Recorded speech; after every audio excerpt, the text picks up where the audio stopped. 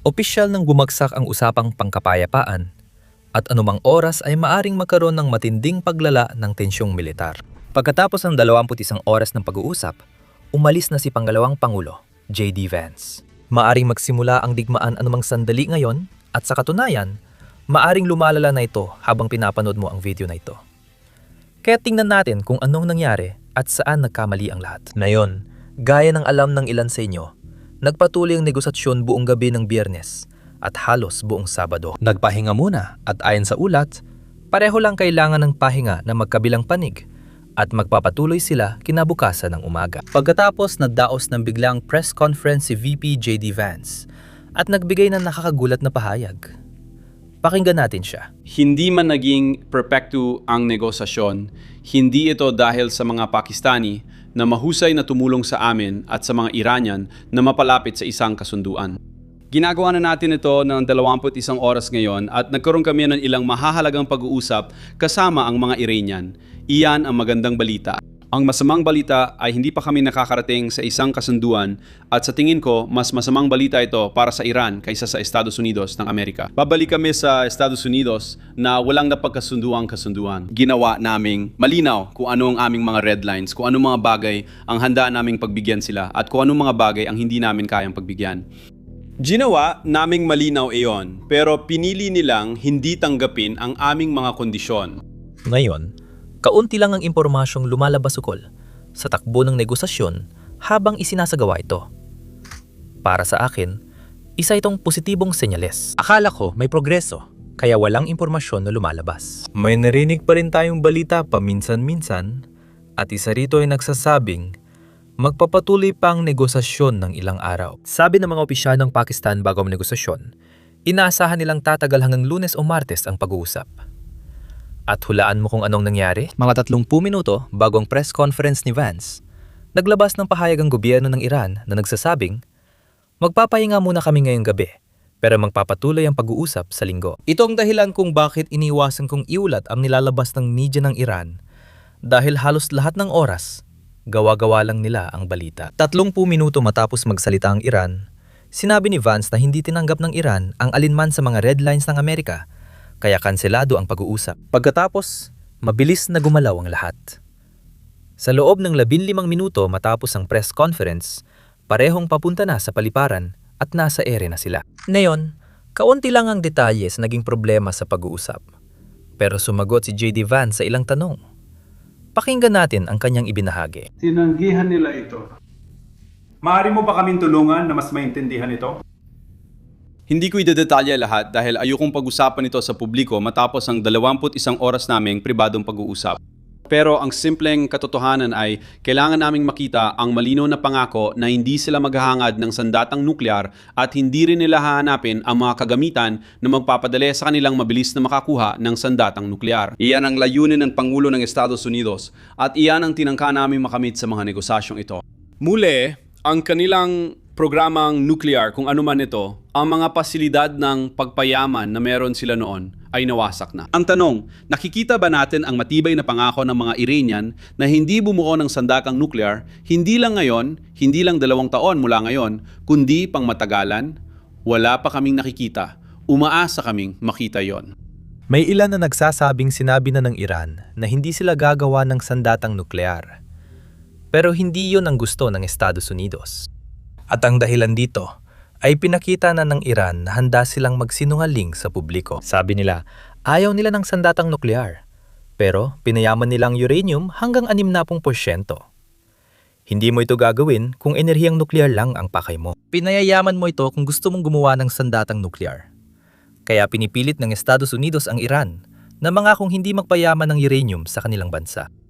Bago magsimula ang digmaan, inalok ng Estados Unidos ang Iran ng libreng walang limitasyong pinayamang uranium para sa kanilang mga plantang nuklear. Ibig sabihin, hindi na kailangang bumili o gumawa ng anuman ng Iran.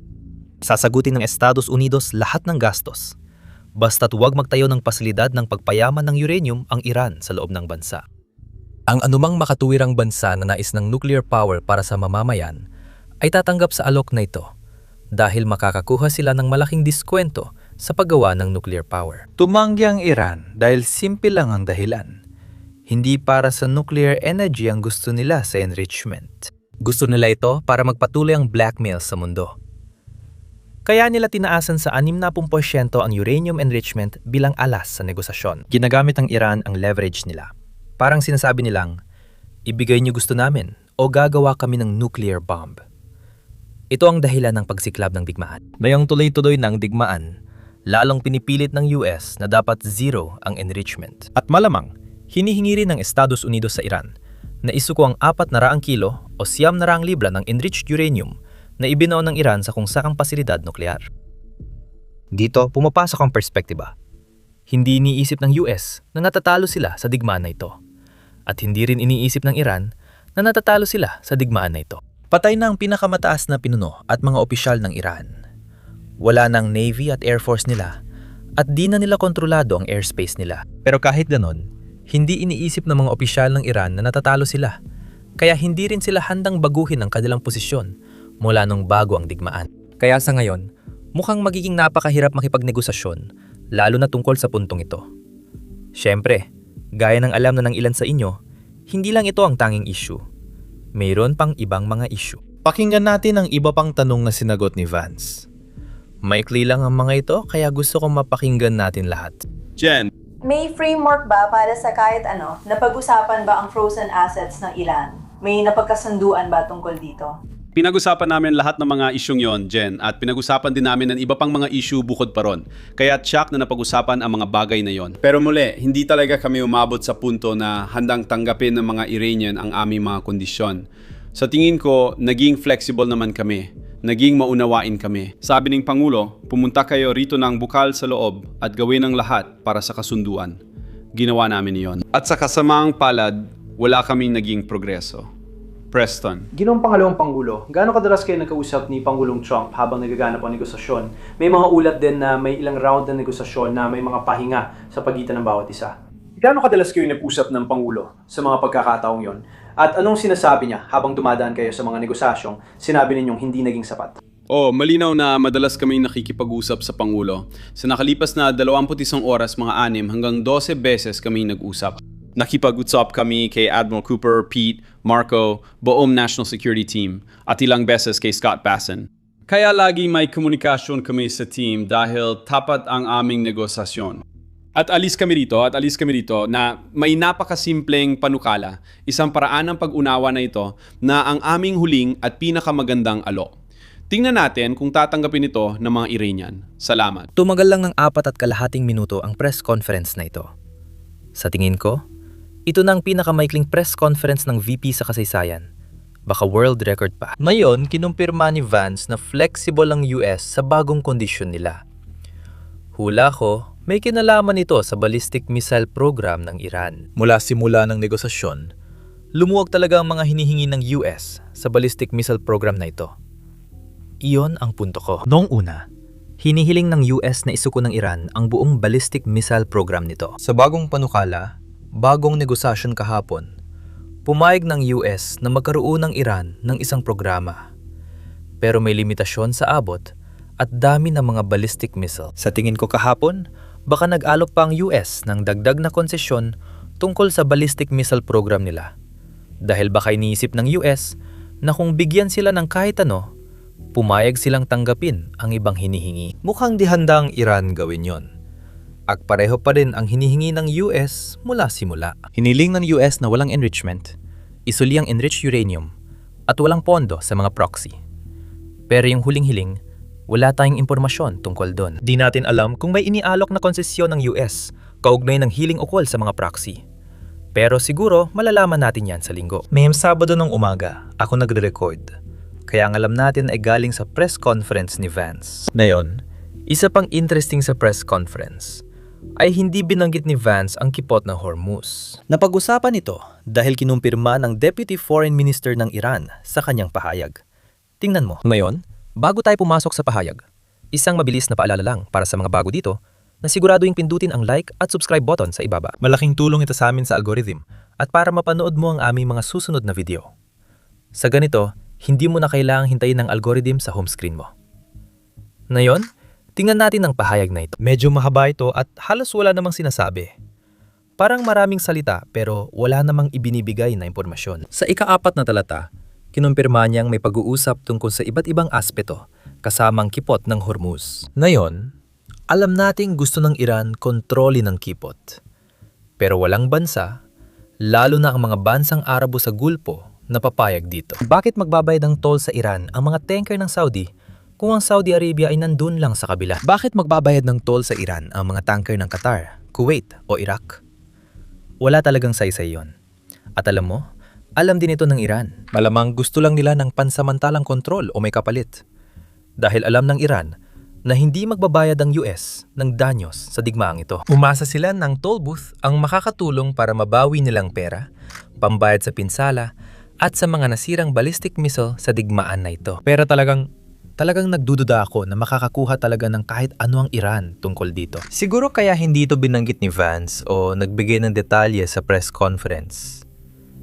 At alam mo ba, kung patuloy na gagawing delikado ng Iran ang kipot ng Hormuz matapos ang digmaan na ito, maaari silang makalaban ng iba pang bansa sa mundo, pati mga bansa sa Gulf. Ngayon, tulad ng narinig ninyo sa dulo ng press conference, kinumpirma ni J.D. Vance na nasa Iran na ang panukala ng US at alam na nila ang mga red line ng US. Maari nila itong tanggapin o hindi. Hindi ko alam ang ibig sabihin nito. Magsisimula na ba ang digmaan? O maghihintay pa tayo ng 2 linggo matapos ang ceasefire bago magsimula ang digmaan? Siguradong magiging interesante ito para sa lahat ng leader ng Iran na dumalo sa negosasyong ito. Tiyak kong minamanman ng US intelligence at mga drone ng US ang kilos nila pagdating pa lang sa Iran. Tandaan mo, ganyan din natin nahuli si Ali Larazani, dating de facto leader ng Iran. Lumabas siya sa malaking parada ng mga Kurdo, kung tama ang tanda ko. Makalipas ang ilang araw, tinamaan ng missile ang taguan niya. Natuntun siya ng US dahil lumabas siya para sa malaking parada. Ganon din ang mga leader ng Iran.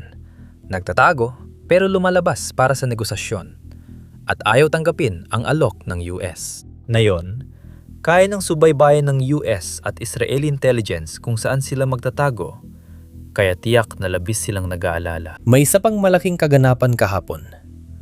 Kinumpirma ng Pentagon na pumasok at lumabas ang mga barkong pandigma ng US sa Strait of Hormuz. Nandun sila sa Persian Gulf ng ilang oras. At ginawa nila ito kahit na binala ng mga puwersa ng Iran ang mga barkong pandigma ng US na, "Oy, aatake kami." Hindi nagpatinag ang US sa pananakot nila at walang nangyari. Natalakay natin ito kahapon. Pero ngayon, mas marami na tayong detalye. Ngayon, alam na natin kung paano naganap ang usapan ng mga barkong pandigma ng US at puwersa ng Iran, pati ang eksaktong sinabi nila. Tingnan natin ito. Nang papasok ang isang barko ng US, nagradyo ang mga puwersa ng Iran sa isa sa mga destroyer at sinabi, "Ito na ang huling babala." Ito na ang huling babala. Dito sumagot ang barko ng US at sinabi, "Ang pagdaan ay alinsunod sa pandaigdigang batas. Wala kong intensyong hamunin kayo at bala kong sumunod sa mga patakaran ng tigil putukan ng aming gobyerno." Palagay ko pinag-aralan ng mga puwersa ng Iran ang kasaysayan ng US. Kaya alam nilang ang pag-atake sa barkong pandigma ng US ay magpapalala sa digmaan ng lampas sa kayang panindigan ng Iran. Ngayon, syempre, wala talagang kakayahan ng Iran na palubugin ng isang barkong pandigma ng US. Sa lahat ng oras na ito, mga sibilyang barko lang ang sinisira ng Iran. Wala namang kakayahan ng mga barkong ito na ipagtanggol ang kanilang sarili. Hindi ganun ang kaso para sa isang barkong pandigma ng US. At alam ng Iran ang mga hangganan nito. Kaya naman walang nangyari. Ngayon, bukod dito, kinumpirma ng Central Command ang paglalakbay at sinabing nagsimula na silang mag-alis ng mga mina ng Iran gamit ang mga drone sa ilalim ng tubig. Hetong detalye, pakinggan ninyo. Ang USS Michael Murphy at ang USS Frank E. Peterson ay naghahanap ng anumang minang Irani habang sinusubukang maglatag ng malinaw at ligtas na daan. Gagamitin rin ang mga drone sa ilalim ng tubig sa mga darating na araw. Ngayon, napakadelikado ng Strait of Hormuz dahil ayon sa New York Times, maaring hindi matukoy ng Iran kung saan maaring naghulob ng mga mina ang rehimen ng Iran. Sabi ng CENTCOM, sisimulan na ngayong araw ang paggawa ng bagong daanan at agad itong ibabahagi sa industriyang pandagat para mapadali ang malayang daloy ng kalakalan. Mula nang magsimula ang tigil putukan noon Martes, humigit kumulang higit sa 100 barko ang dumaan sa kipot, ngunit maliit lang ito kumpara sa karaniwang bilang. Nagdulot ng maraming pandaigdigang problema ang pagharang ng Iran, tulad ng kakulangan sa jet fuel. Si Pangulong Trump ay sinusubukan pang akitin ang mga walang lamang oil tanker papunta sa US at sinabing napakaraming malalaking oil tanker na walang laman, ilan sa pinakamalaki sa buong mundo, ay papunta ngayon sa Estados Unidos para maghakot ng pinakamaganda at pinakamadalisay na langis at gas sa buong mundo. Mas marami at mas mataas ang kalidad ng langis natin kaysa sa susunod na dalawang pinakamalalaking ekonomiyang nakabatay sa langis na pinagsama. Hinihintay namin kayo. Mabilis ang pag-asikaso, Pangulong Donald J. Trump. Ngayon, ipapakita ko sa inyo ang mapa ng mga oil tanker patungong Estados Unidos. Tingnan niyo ang hanay mula Asia, pababa ng Africa at paakyat sa Estados Unidos. Lahat ng ito ay papunta sa Estados Unidos.